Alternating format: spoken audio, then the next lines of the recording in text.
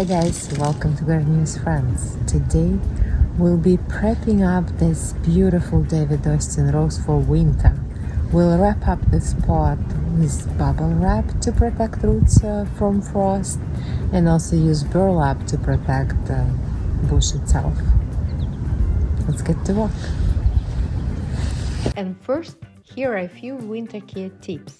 Use large enough pot if you're growing your roses in a container. And if you can, move the pot in more protected location or even in the garage. If that's not an option, apply thick layer of mulch. Remove all diseased leaves. Do not prune heavily.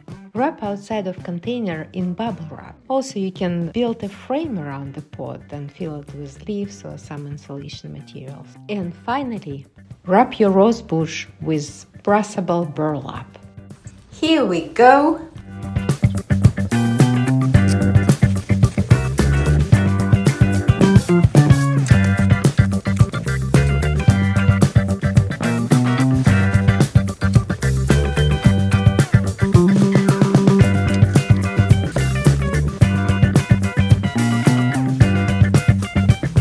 I added a few bamboo sticks to create a frame for burlap, and I'm using zip ties to secure burlap in place.